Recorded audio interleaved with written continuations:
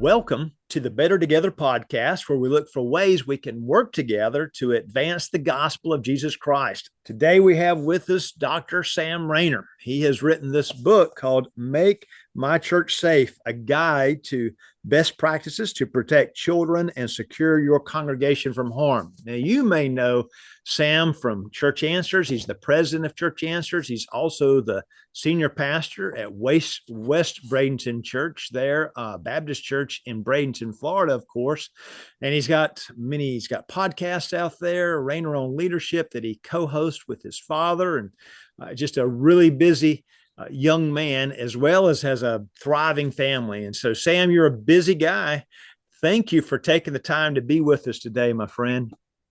Oh, listen, I'm never too busy for you and the Free Will Baptists and all that you're doing in your tribe, Eddie. I absolutely love what's going on in your churches. So it's an honor to be with you.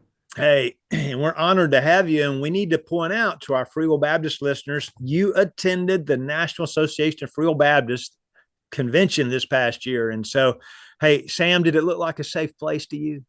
It did. Actually, you're one of the youngest denominations or tribes, whatever term you use there, network. Yeah. You know, we all have different terms, but you're one of the youngest group of churches that's out there. So I saw a lot of children, a lot of students, and that makes this subject even more important. Absolutely. So let's talk about it, because we've got a lot of pastors, a lot of lay people listening, and they may think, oh, we don't need to worry about safety. I hope nobody's really there at this point. But how about walking our listeners to some of the top threats to churches that churches face today? Yeah, I think when church leaders think about threats to safety of the congregation, they think external. And I understand that, the dark guy in the trench coat that's going to come in and snag a kid. That happens. You need to be prepared for it. There are external threats to the body of Christ. Goodness, the Bible teaches that in the book of Ephesians. We put on the full armor of God. Our battle is not against flesh and blood. Our battle is against the powers of darkness. And they are out there, and the powers of darkness want to get churches. So I don't want to diminish that at all. But I think the greater threat that is often unseen are internal threats. So you have, one of the things I talk about in the book is the difference between a predator, which is an external threat, and a wolf, which is an internal threat. And Matthew 7:15 tells us that wolves are disguised as harmless. They look the part. They look like sheep. And so one of the reasons that I started writing the book is simply because I've just been hearing way too many stories about churches that are having these scandals. Now, is the media quick to jump on Bible-believing churches? Yes. Yeah. But there is a lot of truth to some of these stories, and some people that have, pastors, church leaders that have done some harm. And I wrote the book with this idea that, hey, maybe we're not seeing the internal threats as much as we might need to. So yes, your church needs to be equipped for the external threats. We talk a lot about that in the book, but the church also needs to be ready for these wolves that are disguised as harmless.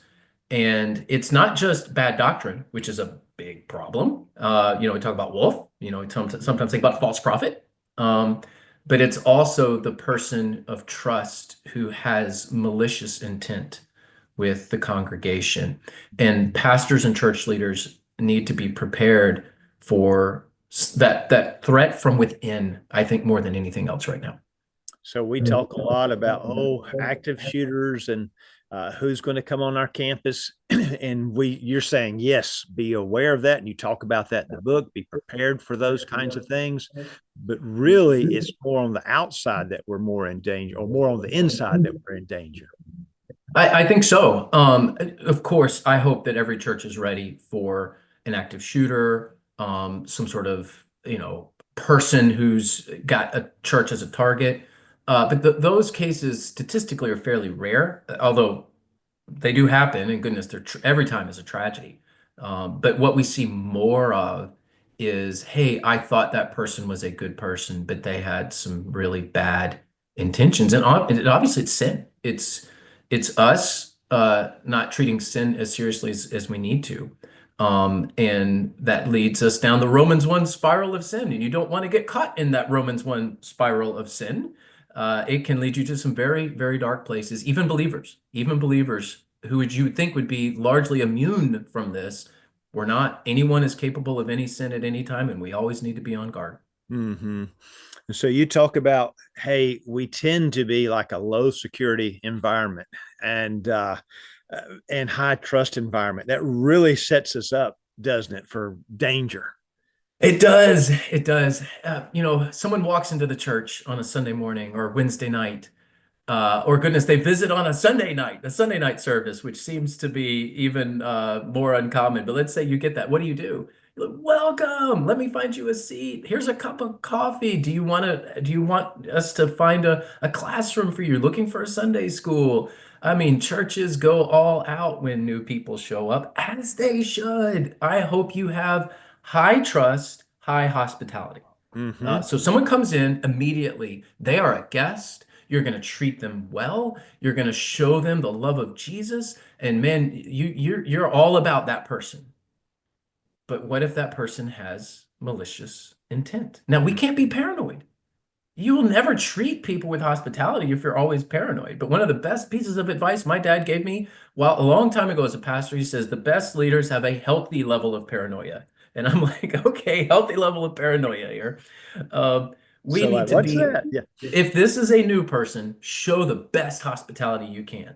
Mm-hmm. But you also don't need to sacrifice security while you're doing that. So I do think we need to be more on the high trust, high hospitality, high security side of things, because often we're neglecting, unfortunately, a lot of churches are neglecting the security. Now we don't hang out in casinos. However, we can learn from casinos, can't we? What can a church learn about how casinos do trust or do security? Yeah, I'm going to show my theological cards here and say I don't really think that gambling is a good form of entertainment, and I don't think anyone should be doing it. I'm just going to go out on a limb. I have no idea how you feel about that or how your listeners feel about We're that. with you, Sam. We're Okay, with you. Yeah. that's how I feel. That being said, can you learn from a casino? Yeah, there's something to learn there. They are high trust, high hospitality, right?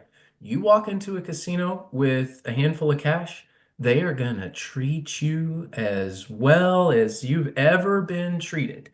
So there's a lot of hospitality and a lot of trust that you can go play any game, you can do whatever you can walk around.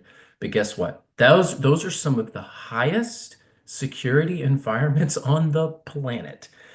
So no, the one thing that churches could learn from casinos is how to be both hospitable and so trust, while at the same time also being high security. But I say that also saying if the world were rid of casinos, I would be totally fine with that too.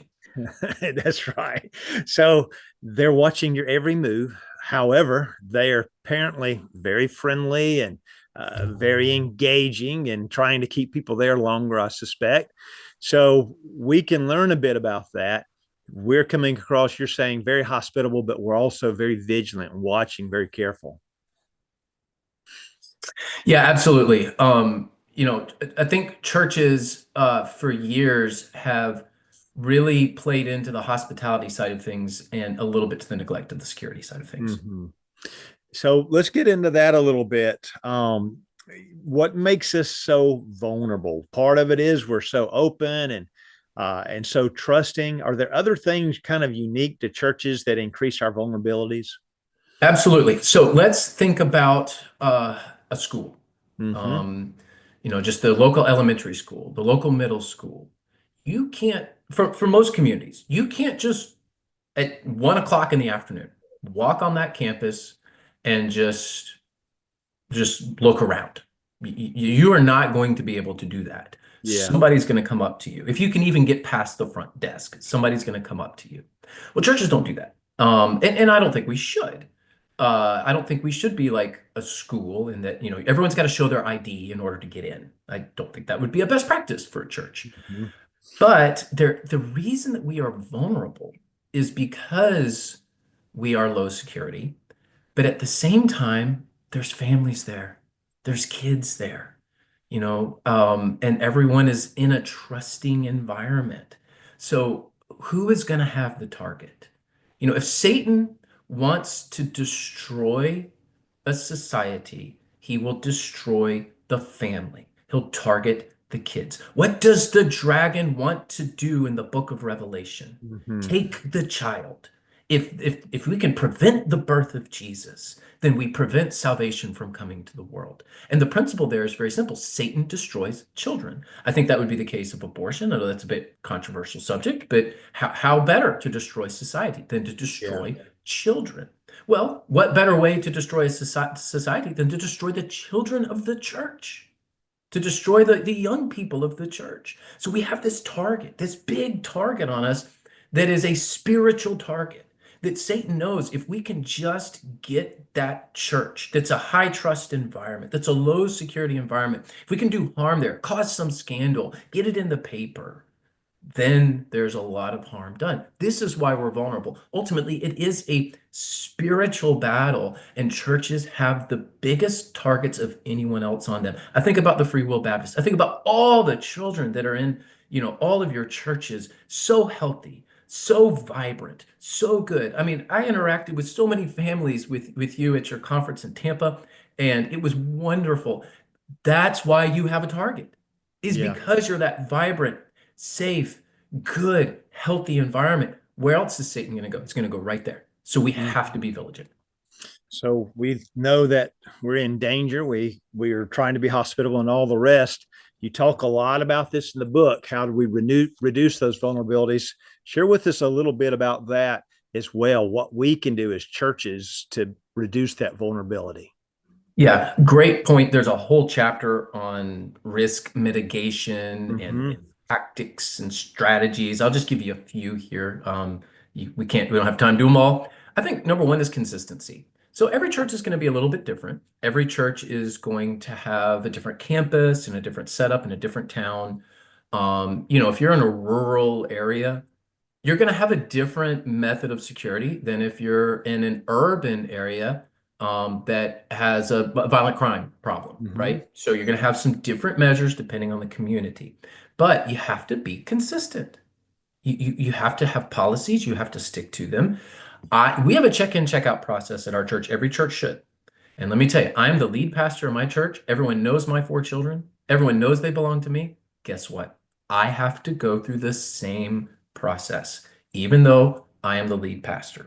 And I would encourage every church, don't make exceptions. Whatever policy you set, stick to it. Everyone does it. Because the second you start making exceptions, now your volunteers don't know, like, is this one okay? Well, is Right. this one? Well, the last one was okay, so maybe this one is. And visitors don't know that everybody knows you're the senior pastor. Exactly, exactly.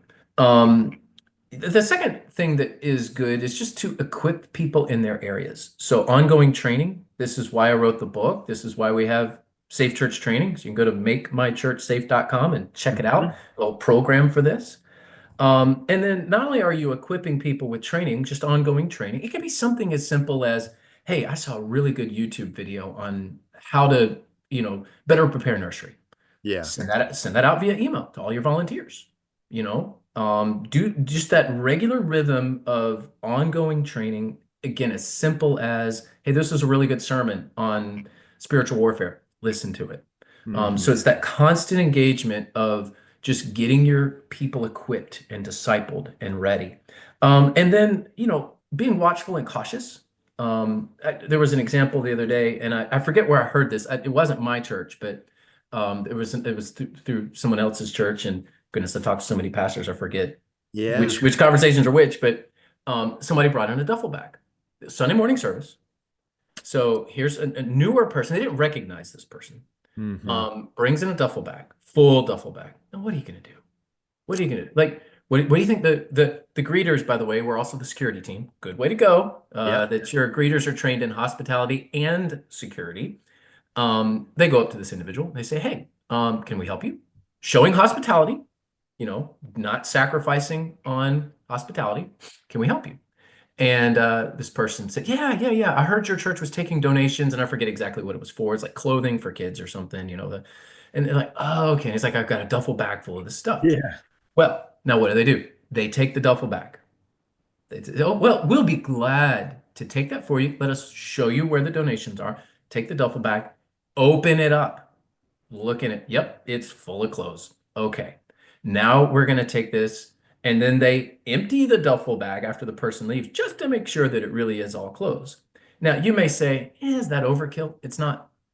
So, No. one, thank you for bringing this donation. Please join us for our worship service. We will put you, right up front. You can sit next to, Mr. So and so, and let's, do you have a family? We'd love to get you in a Sunday school. All of the hospitality stuff, but it comes with that safety measure of, wow, somebody walked into the church with a duffel bag. We might want to say something here. Hmm. It's just as simple as that, just that watchfulness, that carefulness, that consistency of policies and training your people to make sure that they are always aware and always on alert. So always aware, always alert, always hospitable. So the person you're talking about was not put offish or not, oh no, you've got a weapon in there, just nice, friendly, trying to be helpful. Yep. So it shows us we've got to have a good number of those people at our church, greeters, security folks. And it's nice. You mentioned the greeters were the same, if the security type person is a greeting type person too, it really does help, doesn't it? It does. And I think the hospitality ministry should be the biggest ministry in the church. Mm-hmm. And I think it is one of the most underutilized assets of the church. This is your greeters, your people that love to serve, like, meals and things. This is deacons who love to be on security detail.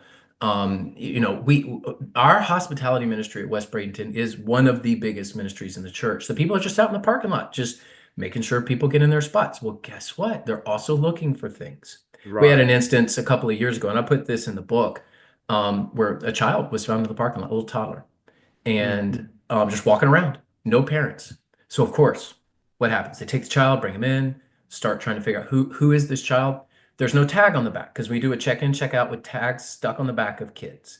So we're going, okay, no, this child has not been checked in. This is not one of our children. What had happened is a toddler from the neighborhood had wandered off and just wandered onto our church campus on a Sunday morning. So we did nothing wrong. Our church did Mm-hmm. nothing wrong. There was no instance of losing a child. That's always the children's ministry's worst fear, right? Where is, or we're down a kid, where'd he go? Which it's probably my kid. It probably wandered off, Yeah. just without somebody looking. But what we were able to do is to identify a problem that wasn't even our problem. Now we know, wow, these parents are probably looking for this kid. So we send out all of those parking lot people, we send them out in the neighborhood. And guess what? They find mom and dad about half a mile Mhm. away, yelling the name of the child. We're able Yep, to unite the family. And guess what? Do they love our church? they do. Oh, they You're love heroes our for them. church. But it's That's, because we were watchful, consistent, and aware that we saw a threat that wasn't even our threat, and we were yeah. able to serve the neighborhood. And this is why hospitality and security go hand in hand, and why it needs to be such an important ministry in the church. Oh, that's great. That's a good story. So it's all hand in hand. It all works together. We think a lot about children. We've talked about children, but you also talk in the book about, hey, we need to think about also older people, how to reduce threats for them. So let's kind of close out with that. Tell our churches, because we've got all of our churches have a lot of older people in them. What can we do to keep them safe as well? Yeah, nothing. It's a bad day when grandma falls and breaks her hip at the church. Yes. Oh, I mean, seriously, that's a yeah, it bad day. is. And those things happen, and sometimes they're unavoidable. We had an instance last Sunday at our church where one of our dearest loved elderly saints had a little fall after she got out of the elevator. No one did anything wrong. She's just 90 years old. And Yeah. thankfully she was fine. Our people were ready. Here's the thing. The average age of a church member is right around 60 years old. Now, in Free Will Baptist world, it may be lower because you guys tend to be a little younger, but I bet you have a lot of senior saints We in your do. churches. If you look at the Know Your Community, the majority of our churches, Sam, the number one demographic group would be female 60 to 64. When you look Okay. at all that together, so that female 60 64 more than anything else. Now that's like 22% of those communities. So everybody's got older folks, and you don't want them breaking a hip, on your campus or anywhere really. But like you're saying, you want to do what you can to reduce harm for them as they're traveling around. Yeah, and the best thing to do is ask them. A lot of Yeah. them won't say anything unless you ask them because they love their churches. They don't want to be a burden. Just ask them, where are you most uncomfortable on our campus? Like, where do you have the most issues getting around? And a Hmm. lot of them, it's in the bathroom. A lot of bathrooms in older churches are not ADA compliant. And those measures can be fairly inexpensive to get a Hmm. bathroom up to those standards. So, where do you struggle to get around our campus the most is a great question to ask the elderly people in your church and then address those issues. And Hmm. let me tell you, you want to endear yourself to someone like, an 80-year-old woman. Man, just make it easier for her to get around her church because she's going to be there every time the doors are open, no matter what. And good luck getting her to stop driving when she shouldn't drive. And, she's sick, but it doesn't matter. She's still going to be Yeah. at the church because that's what she does and that's what her generation does. Well, you know what? Let's honor that older generation by making our campuses as absolutely safe as we can, not only for children and internal and external threats, but something as basic as our bathrooms don't have those handles that enable them to pull themselves up from the commodes. And you may think, oh, goodness, really?